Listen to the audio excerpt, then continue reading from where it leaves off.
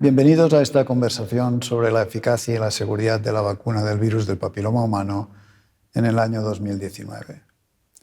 A modo de introducción, me gustaría considerar con ustedes el impacto que tiene la infección y la enfermedad causada por el virus del papiloma humano.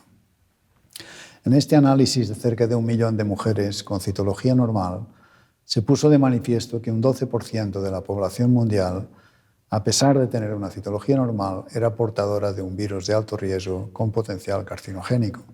En algunas partes del mundo, como en el Caribe o en las regiones de África Occidental, 1 de cada 3 mujeres es portadora de una infección potencialmente letal.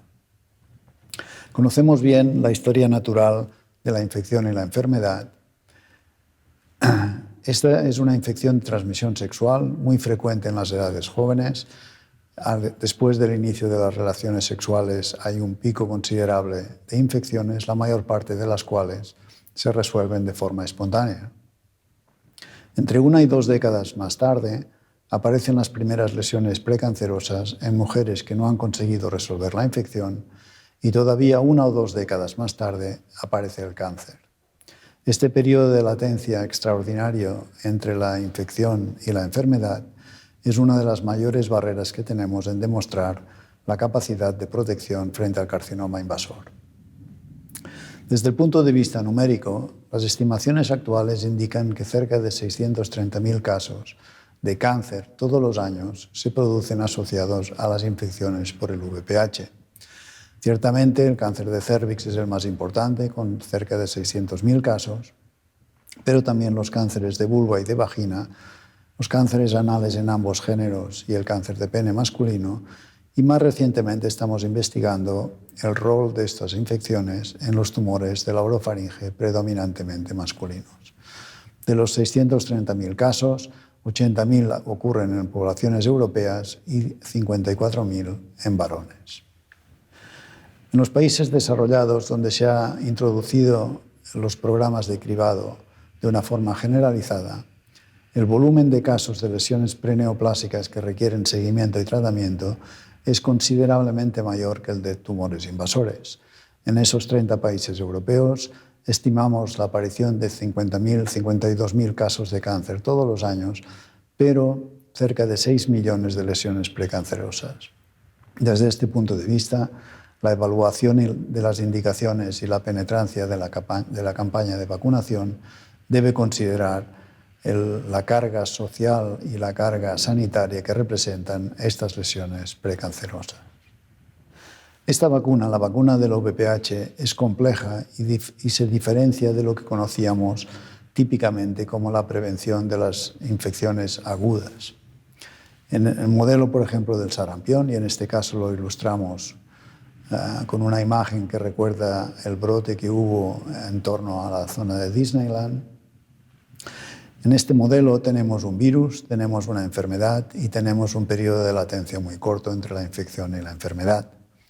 Sabemos a quién tenemos que vacunar, sabemos a quién tiene que hacer esta vacunación y la prevención se puede determinar muy rápidamente después de nuestra campaña de vacunación y, por lo tanto, evaluamos los resultados rápidamente. La vacuna del papiloma es diferente. Existen 13 tipos oncogénicos capaces de inducir cáncer. Otros tipos son capaces de inducir lesiones no cancerosas, pero igualmente difíciles de tratar, como son las verrugas genitales y la papilomatosis respiratoria. Y el periodo de latencia entre la infección y la enfermedad es muy largo. De la misma manera, en el año 2006, cuando se introdujo esta vacuna, teníamos como objetivo vacunar a las niñas adolescentes. Más adelante se incluyeron los niños en cerca de 23 países actualmente. Ahora estamos considerando el ofrecimiento de esta vacuna a las mujeres adultas en las edades del cribado. Y ciertamente tenemos los grupos de alto riesgo, que son los pacientes inmunosuprimidos por alguna razón, o los pacientes con un comportamiento sexual radical, que merecen una atención especial en las campañas de vacunación. De la misma manera que el destinatario de nuestras vacunas está evolucionando, también lo está evolucionando el protagonista de esta vacunación.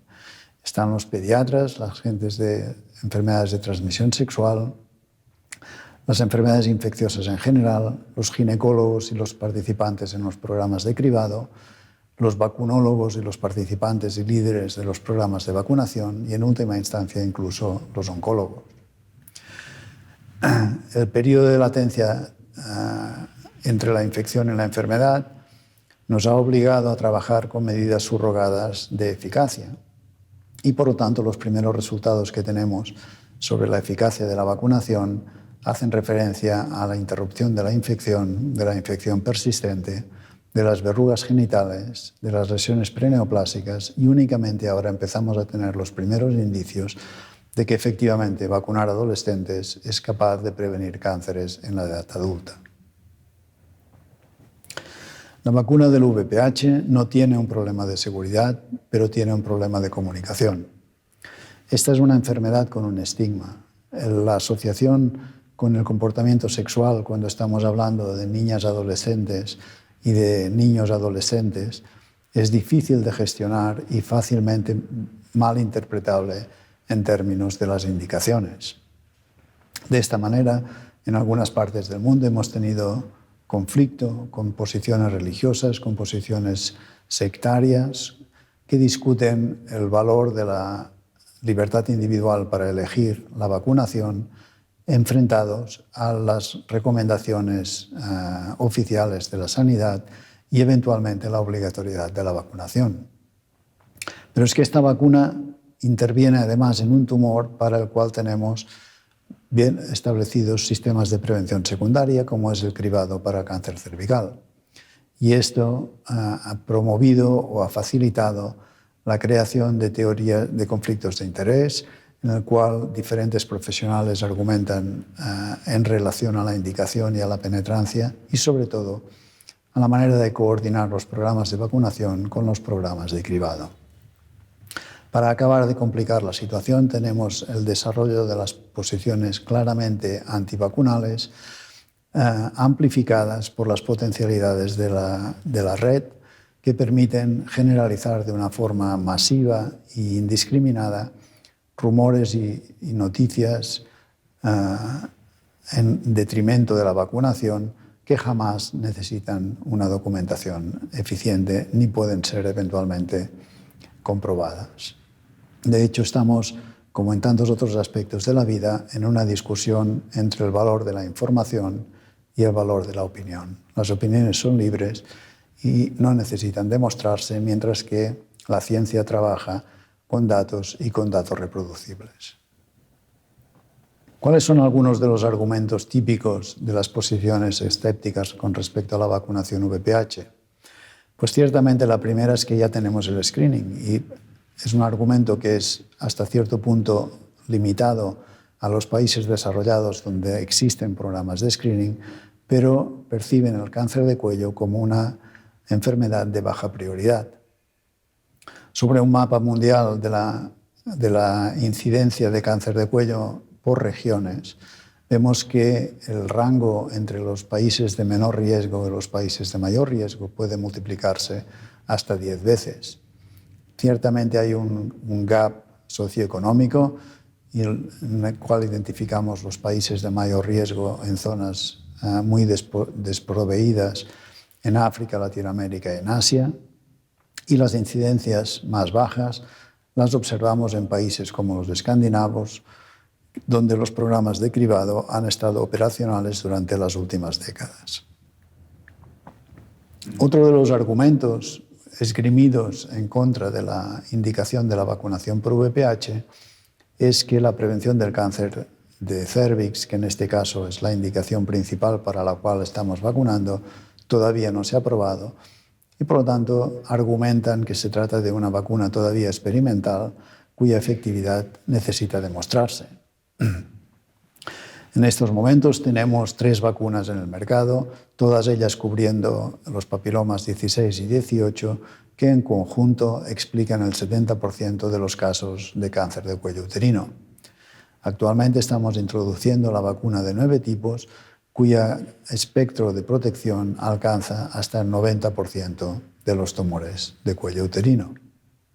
Para el año 2018, nuestras estimaciones sobre la introducción de la vacunación incluye a 86 países que ya la han incluido como parte de su Programa Nacional de Inmunización. Cerca de 100 millones de personas han recibido las 3 dosis de la vacunación, 83 millones de mujeres y 14 millones de varones. En los países desarrollados, en los países ricos que introdujeron rápidamente la vacunación, cerca de un 40% de los hombres y de las mujeres entre 15 y 19 años han sido vacunadas, mientras que en los países de nivel socioeconómico intermedio y bajo, solamente un 4% de estas mujeres han sido vacunados. Los programas públicos de vacunación VPH empezaron en el año 2006-2007.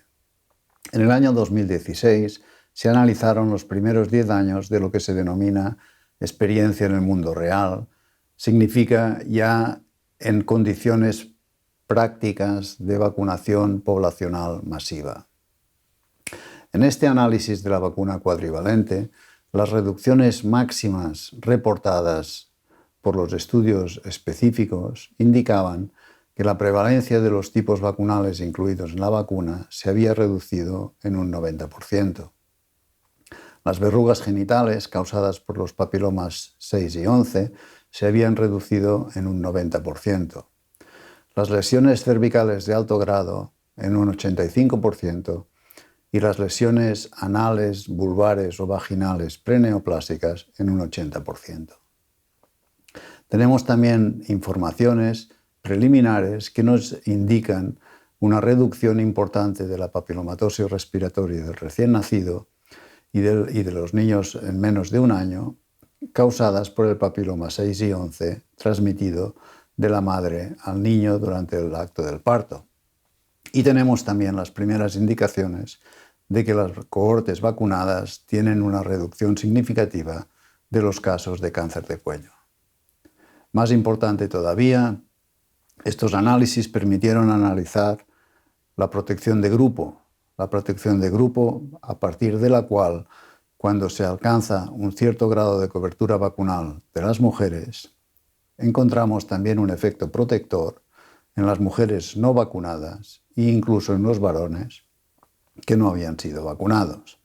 Los mismos resultados se han publicado para la vacuna bivalente en un análisis muy elegante en el cual se identificaron las cohortes de niñas que tenían entre 12 y 13 años en el año 2008 y durante 3 años se ofreció una vacunación adicional a las mujeres hasta los 18 años de edad. Estas cohortes, nacidas a partir de 1990, en el año 2016 tenían entre 20 y 21 años, y para cada una de estas cohortes se realizaron muestreos sistemáticos de 1.000 individuos por cohorte, con lo cual se construyó un grupo de estudio de aproximadamente 9.000 mujeres que habían sido vacunadas y se compararon la ocurrencia de las infecciones y de las lesiones asociadas con las cohortes inmediatamente precedentes que no habían sido vacunadas. Y estos son los resultados más interesantes. En el panel A representamos la prevalencia o la proporción de casos positivos para papiloma 16 o 18 y la línea azul nos representa la caída dramática de esta prevalencia de las mujeres nacidas entre 1990 y 1995. El panel B presenta los mismos resultados para los papilomas 31, 33 y 45, confirmando que efectivamente la protección cruzada observada en los estudios en fase 3 se correspondía con la observada en los estudios poblacionales. Lo más interesante de esta gráfica es, de todas maneras, las líneas rojas que representan exactamente los mismos parámetros para cohortes que no habían sido vacunadas. Y vemos también un efecto dramático en la caída de papiloma 16 y 18 hasta el punto de que en las mujeres nacidas en 1995 la prevalencia de estas infecciones es idéntica en las vacunadas que en las no vacunadas. Hay que tener en cuenta que estos programas de vacunación han sido extraordinariamente eficaces y, de hecho, la cobertura vacunal se estima entre un 70 y un 80%. Finalmente, tenemos las primeras indicaciones de que esta vacunación consigue disminuir el riesgo y la incidencia de cáncer invasivo.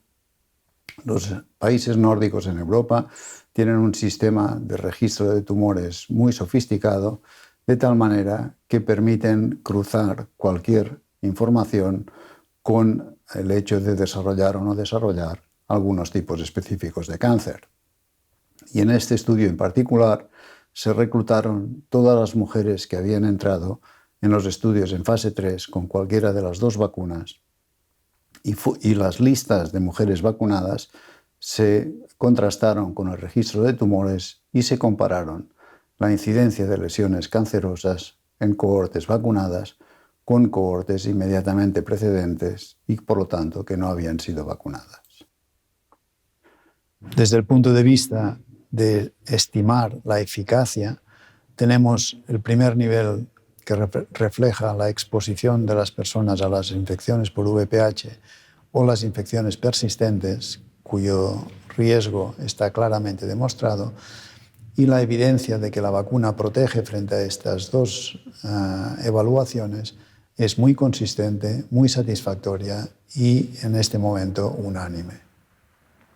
En el siguiente nivel, que son las lesiones preneoplásicas, tenemos suficiente información y suficiente consistencia de resultados como para asegurar que esta vacuna protege frente a las lesiones de cuello uterino, denominadas lesiones CIN1, CIN2, CIN2+, lesiones preneoplásicas de la vulva, de la vagina y del canal anal y verrugas genitales.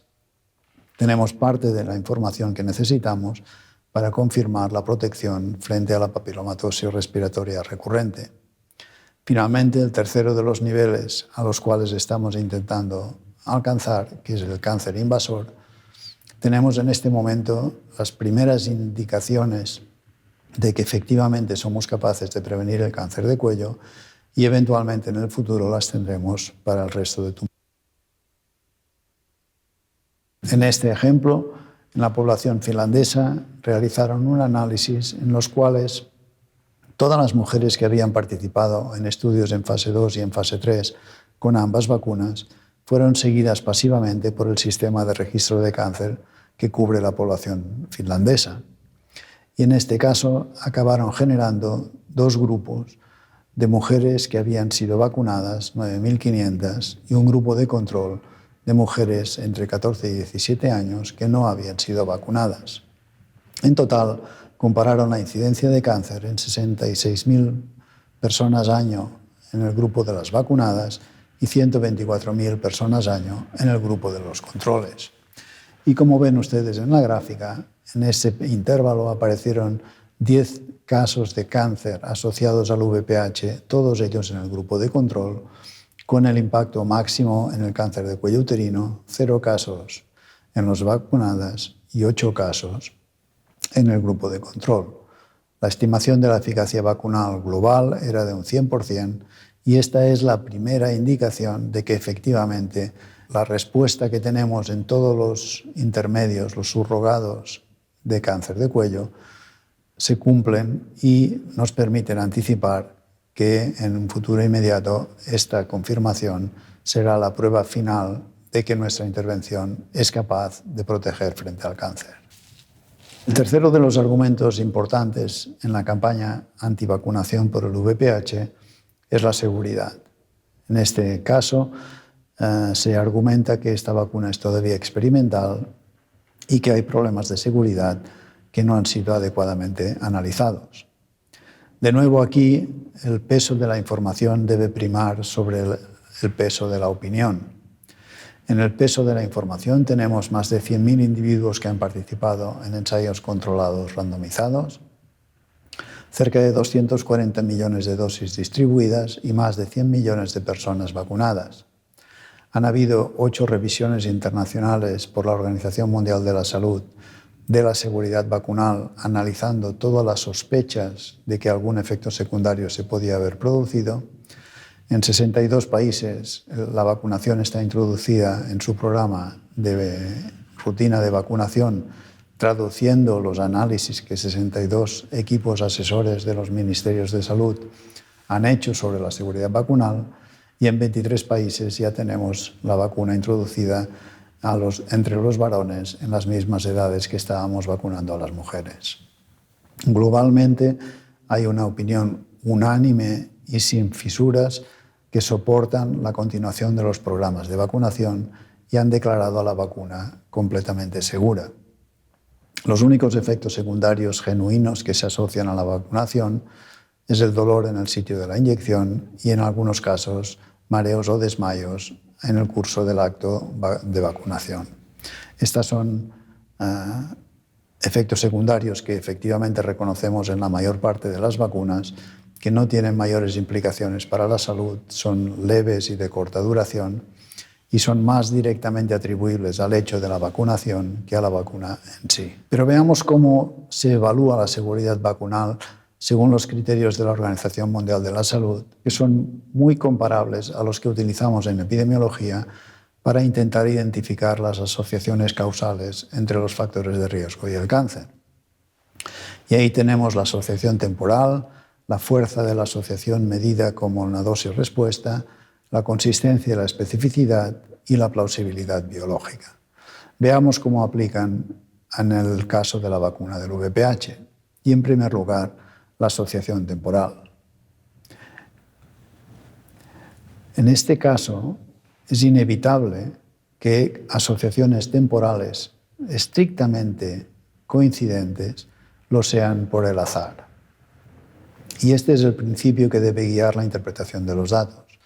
Todas las demás enfermedades, excepto las asociadas al VPH, van a ocurrir en nuestros grupos vacunados exactamente con la misma frecuencia y con la misma severidad que antes de la vacunación. Y en este caso, a pesar de que estos efectos secundarios observados, estas otras enfermedades que aparecen después de la vacunación, son diferentes en sitios distintos, son diferentes en el intervalo entre la vacunación y el efecto secundario, es irrelevante si es la primera, la segunda o la tercera dosis y la patogénesis es desconocida, pero claramente no relacionada entre sí. A pesar de todos estos criterios, estos efectos secundarios van a aparecer y van a ser considerados como asociados a la vacunación. Y este es el principio que genera las dudas cuando estos efectos secundarios se comunican de una forma ostentosa en los medios de comunicación social, causando la duda, causando la incertidumbre en los padres que tienen que decidir sobre si vacunar o no a sus hijos. Veamos un ejemplo de esta coincidencia temporal inevitable. Tomamos una cohorte de 1000 niñas en el 1 de enero y las seguimos hasta 31 de diciembre.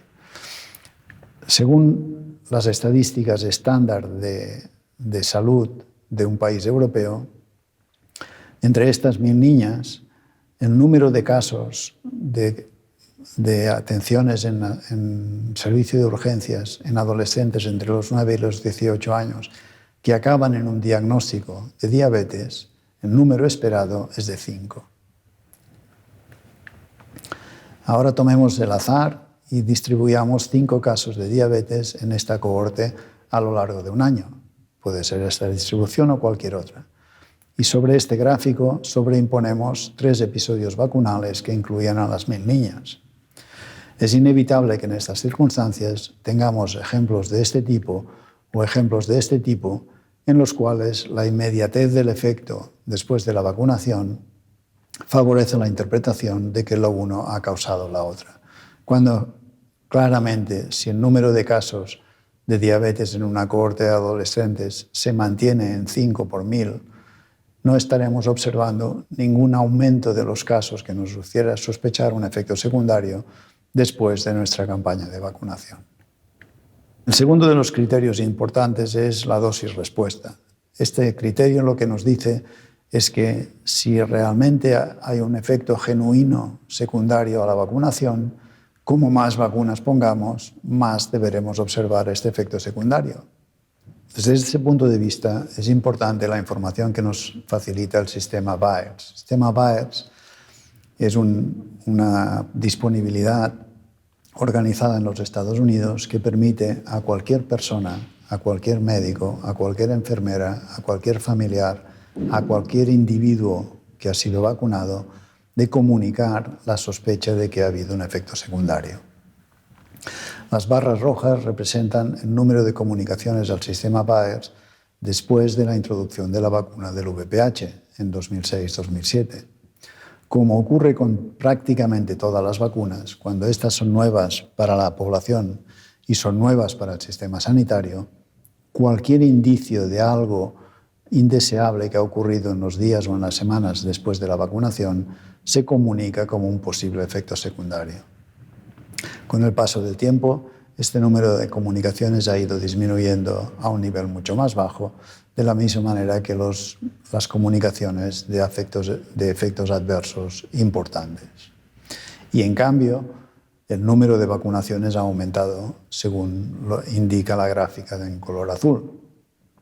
Por lo tanto, lo que tenemos es que a más vacunación, menos efectos secundarios reportados, con lo cual el criterio claramente no se cumple. Los criterios de especificidad y de consistencia nos indican que un efecto secundario genuino al producto que estamos inyectando debería encontrarse de la misma manera en cualquiera de las poblaciones vacunadas. Y en realidad lo que tenemos es una miscelánea de efectos secundarios posibles, desde las observaciones en Japón que hablaban de dolor crónico persistente en el sitio de la inyección, a síndromes de fatiga crónica, en Europa episodios de esclerosis múltiple, de encefalopatía o de Guillain-Barré, los casos de POTS, que es una taquicardia postural ortostática después de la vacunación, o incluso en Colombia, que teníamos el efecto de una crisis psicogénica neuromuscular de etiología prácticamente desconocida, que generó una crisis de confianza global en la vacunación. Cuando tenemos un espectro de patologías tan variado asociado a una pretendida vacunación, la conclusión es de que es poco probable que la una sea la causa de la otra. Finalmente, los efectos secundarios deberían tener alguna plausibilidad biológica. Y en este sentido, lo mejor que tenemos a nuestra disposición son las revisiones sistemáticas y específicas de cualquier sospecha de efecto secundario después de la vacunación por la vacuna del VPH. En este caso, la gráfica recoge las evaluaciones del Comité Internacional de Asesoría de la Seguridad Vacunal de la Organización Mundial de la Salud, que inspira todas las decisiones que toma esta organización mundial. En todos los casos se ha descartado que las sospechas de efectos secundarios puedan genuinamente atribuirse como una relación de causa-efecto a la vacuna por el VPH. La última de estas evaluaciones, en el año 2017-18, concluyó que el espectro de seguridad de esta vacuna era extraordinariamente favorable, justificando las decisiones de lanzar una campaña mundial de eliminación del cáncer de cuello. Tenemos también grupos especiales que han sido analizados, individuos que han sido vacunados en condiciones muy especiales, como mujeres embarazadas, enfermedades autoinmunes o inmunosuprimidos por recepción de trasplantes u otros fenómenos, individuos positivos para el VIH, individuos positivos para el VPH, incluyendo casos de lesiones inducidas por el VPH. En todos estos subgrupos nunca se ha encontrado una diferencia significativa ni en la frecuencia ni en la severidad entre las personas que recibieron la vacuna o los controles. Y esto es así en todos los continentes en los cuales esta vacuna se ha introducido ya. Por lo tanto, desde el punto de vista de los criterios de causalidad, estas vacunas hay que declararlas con un perfil de seguridad extraordinariamente robusto si consideramos la discusión que hemos tenido sobre las asociaciones espurias temporales. Y quizá la prueba de la consistencia de la interpretación de datos que en este momento está haciendo la comunidad científica internacional, en el año 2018 la OMS declaró al cáncer de cuello uterino como una enfermedad eliminable, como problema de salud pública, que en la práctica representa reducir la incidencia de las tasas ajustadas a un 4 por 100.000 por año. En el mayo del 2020, dentro de unos meses, habrá la votación formal que lanzará a nivel general la campaña de eliminación en el mundo. Los ejes de esta campaña los tienen reflejados en esta gráfica.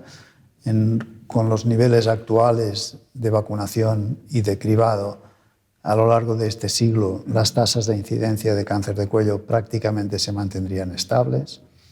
Con una vacunación intensiva para el año 2100-2120 podríamos llegar globalmente al nivel de eliminación. Y si además de la campaña de vacunación somos capaces de organizar campañas intensivas de screening y tratamiento, podríamos adelantar esta cifra en 2 o 3 décadas, en torno al año 2060. Los objetivos han sido definidos. La eliminación incluye la visión de tener finalmente un mundo libre de cáncer de cuello uterino y el objetivo para el año 2030 es llegar a una incidencia por debajo de 4 por 100.000 mujeres por año.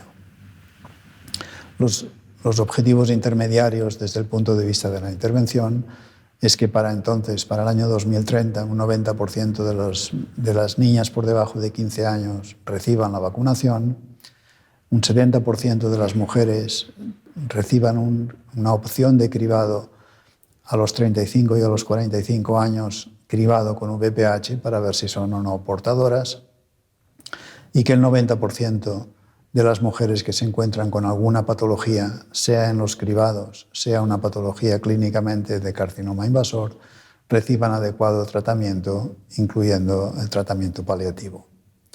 Si se consiguen estos objetivos para el año 2030, la estimación es que obtendríamos ya una reducción de un 30% en la mortalidad para cáncer de cuello.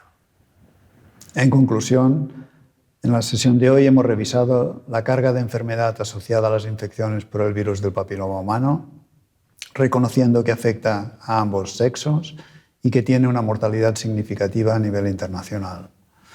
Las vacunas frente al VPH han demostrado ya una gran eficacia y efectividad, seguridad más allá de cualquier duda razonable y la adopción por la mayor parte de los programas públicos de vacunación en el mundo ratifica ese criterio.